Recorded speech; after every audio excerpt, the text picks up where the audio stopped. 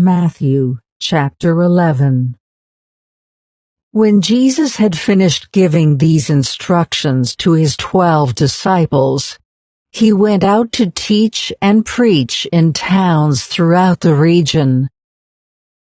John the Baptist, who was in prison, heard about all the things the Messiah was doing, so he sent his disciples to ask Jesus, "Are you the Messiah we've been expecting, or should we keep looking for someone else?"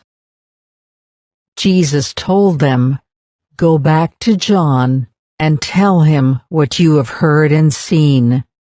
The blind see, the lame walk, those with leprosy are cured, the deaf hear, the dead are raised to life, and the good news is being preached to the poor." And he added, "God blesses those who do not fall away because of me." As John's disciples were leaving, Jesus began talking about him to the crowds. "What kind of man did you go into the wilderness to see? Was he a weak reed swayed by every breath of wind? Or were you expecting to see a man dressed in expensive clothes? No, people with expensive clothes live in palaces. Were you looking for a prophet? Yes, and he is more than a prophet.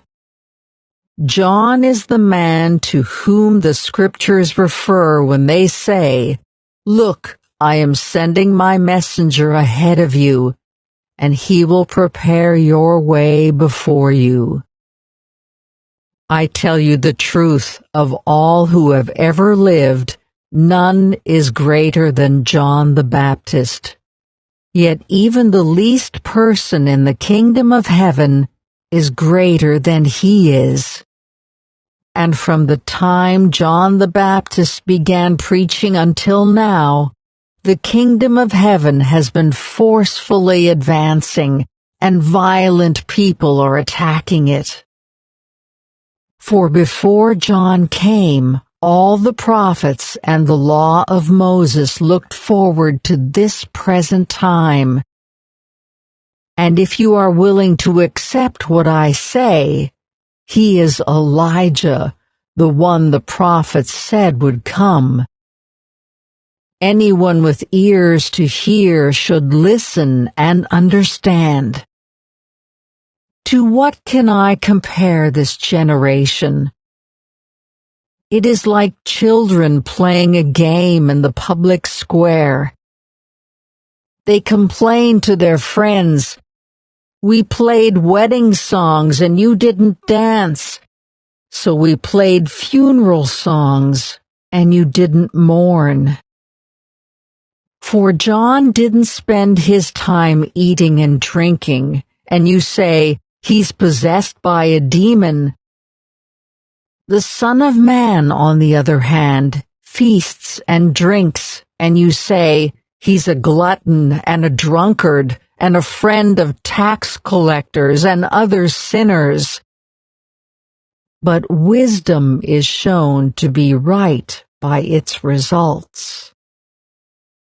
Then Jesus began to denounce the towns where he had done so many of his miracles, because they hadn't repented of their sins and turned to God. "What sorrow awaits you, Chorazin and Bethsaida!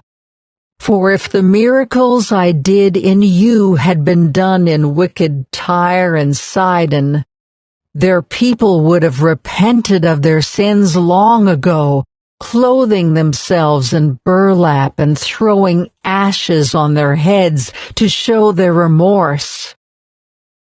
I tell you, Tyre and Sidon will be better off on Judgment Day than you. And you people of Capernaum, will you be honored in heaven? No, you will go down to the place of the dead. For if the miracles I did for you had been done in wicked Sodom, it would still be here today. I tell you, even Sodom will be better off on Judgment Day than you."